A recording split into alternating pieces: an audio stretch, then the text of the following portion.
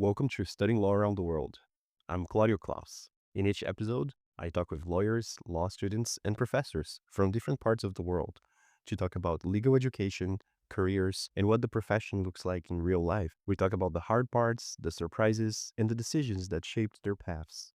Whether you're planning to study abroad, thinking about working in another legal system, or just curious about how law works around the world, this podcast is for you. Today, I have the opportunity to host Patricia Gannon.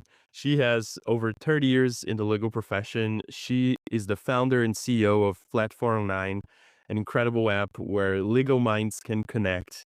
It's an interactive podcast, and we'll hear all about it today. Thank you so much for making the time to be in the podcast, Patricia. Great to be with you. Really appreciate it. And to start off our conversation, I'd love for you to introduce yourself to our listeners and maybe what inspired you, in this journey from an international law firm founder to a tech entrepreneur.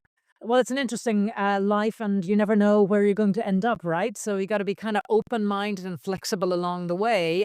My background is I am an Irish qualified lawyer. I studied law in Trinity College in Dublin. I was always interested in international law and in the comparatives. I would, because I love to travel. Now, this is why I love your podcast. Love the idea of, getting some personal experience and then understanding professionally what's going on in different parts of the world. So I knew kind of from day one when I studied law, I was not going to spend my whole career in Ireland. So for me, moving around was key. I spent some time at a German interdisciplinary law firm in Munich. I spent some time at the European Commission in Brussels.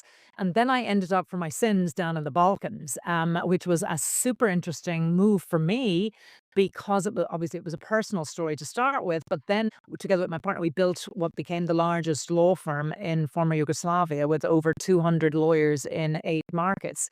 So that was kind of not something I thought I would be doing, but the opportunity presented itself. And I guess having a bit of an open mindset, I just thought, let's try this. What can we lose? And it was a great journey. Fantastic. Let's dive right into that. Then tell me a little bit more about, building the largest law firm in the Balkans. Looking back, are there a few, important lessons about leadership, trust, culture that really stayed with you? Oh my gosh, yes, absolutely. I mean, firstly, I think timing is key, in life. There's the right time and the wrong time. And also mindset is key, which is, there's the right mindset that makes it work, or there's the wrong mindset and it fails, right? So there's getting that sort of right is kind of important. For us, because there were no law firms in that part of the world in the way we know in the Western world. So we were the first fully integrated, multiple sort of practice area oriented firm. So a structure where lawyers didn't just sort of historically, they used to just share the expenses in a common office space, but each lawyer was very much an individual on their own. So the idea of building a firm where people will be trained to perform in the same way, where you build a brand. That's one of the things I love to do. I like building brands. I think they need to mean something. So that means that you hire the right people who fit into your brand. You communicate in a similar way, around your brand. You attract the same type of clients. So it's really, really important on brand. So if I look back at, I spent 20 years doing that. So growing from zero to this number and successful economically in a world which was just emerging from, the war in Yugoslavia was kind of key. I guess determined, this original determination to build something that was unique. I think that was probably a first driver. Secondly, really bringing the younger lawyers along with us. I think for me and anyone who knows me, and a lot of people do over these years, they do know that I love bringing younger lawyers with me on the journey. So sharing the experience, bringing them to events, being very open about how you get clients, all of that stuff is super, super important. And today, probably even more than ever. In terms of sort of, I guess, leadership style, I tend to be fast and furious a little bit. It might be difficult, but I would hope fair, determined, direct. I mean, that's the Irish, I guess, in me. I do talk a lot, which you'll have already observed, and that's also the Irish in me. But I think that's important in building, relationships with people. Oh, that's amazing. What a story. So, considering all of that context, I believe that many lawyers think a lot about career transitions. There's a lot of hesitation in the field, anywhere in the world. Talking to over 100 lawyers now, it's been very clear that that's kind of widespread. And I'm curious to know, for you personally, what gave you the confidence to, step into something new after, a long time in a successful legal career? No, you're absolutely right, and I didn't do it overnight. I mean, as is normal with lawyers, you think about things for quite a while before you do them. So for me, it was about successfully exit and sold my business. So number one, I reached a stage of my life where I'd had one successful career, and I didn't want to do the same thing again. That was clear.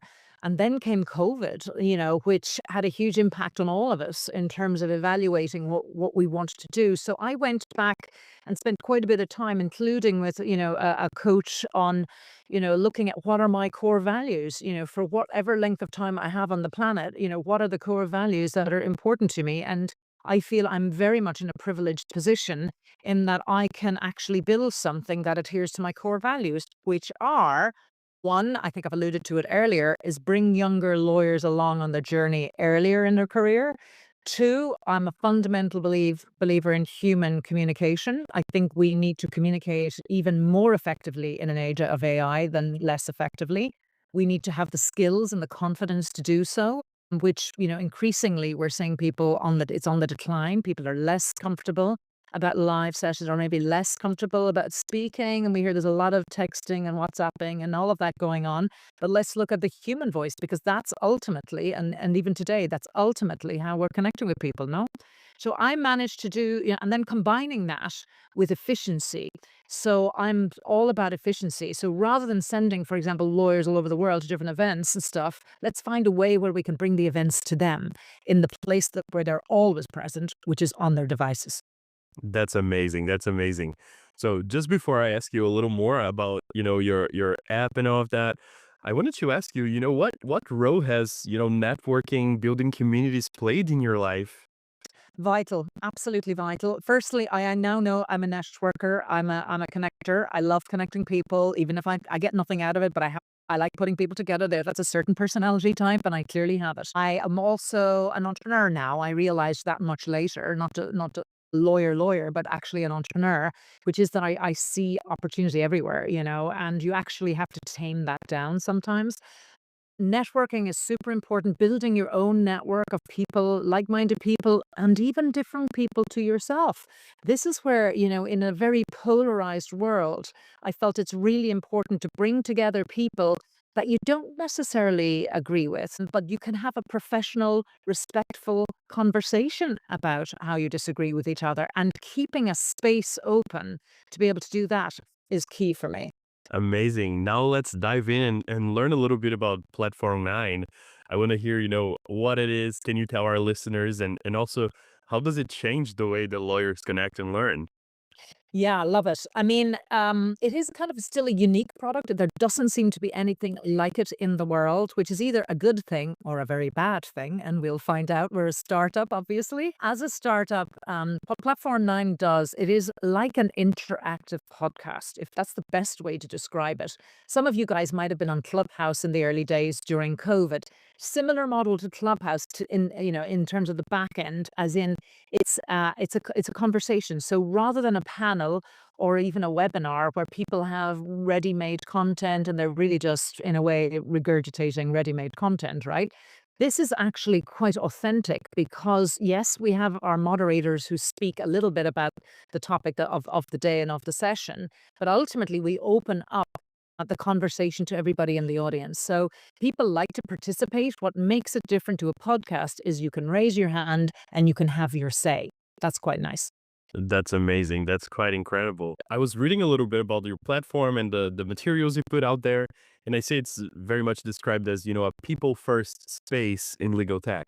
And I love how you explained a little bit about, the concept and how people can participate. I'm curious to know, how do you make sure it stays human centered in this, fast moving AI world? Yes, you're so right. And it is a challenge. The shiny AI the shiny part is something that we use AI for our session summaries. That's our integration with AI. But we are human first because people still want to be part of communities. And, we've made that a choice at this time that it's really only individual lawyers They gather in forums. Those forums are specific communities of lawyers. So right now, we have international arbitration, we have coaching, we have business development, we have law firm management, we have students, we have, Practice AI Act. We have a whole load of very specific forums because what we realized is that LinkedIn is a fantastic tool for lawyers and clearly the most important one out there when it comes to professionals. But it actually isn't really good at community building. And we felt using voice around regular content, hosted in your forum so that every, say your forum does a session every Tuesday at 12, you're going to hear the voices of people like yourself who have similar interests or practical issues with their practice and that they want to learn from. So, the sessions are live, they're recorded, they're then transcribed and summarized with AI, which means that we get like literally for a half an hour, we microdose, by the way, on content. We're not doing more than half an hour. Lawyers, as we all know, have a tendency to speak and can be somewhat long winded. So we decided at a very early stage, let's keep it to 30 minutes, more regular, 30 minutes, short, snappy, to the point, properly summarized is exactly the kind of content our lawyers want. Amazing. And I want to hear it. We are just at the beginning of February now as we record this podcast. I want to hear what kinds of conversations are happening in the platform and also, what makes it special and that you don't see out there. I know it's I good point. Like yesterday, we had a great session with the lovely Helen Burness, who is an expert in LinkedIn for lawyers. So we did, and we had a really interactive session because there was lots of people there. We had maybe 35, 40 people live who asked very practical questions about how the algorithm has changed on LinkedIn, how we can, tweak our content to be more relevant and to build a community. I mean, it is clearly, in this day, it was one of the points she made I thought was wonderful. LinkedIn is the ultimate business marketplace, but it is very much about, it is people buying people.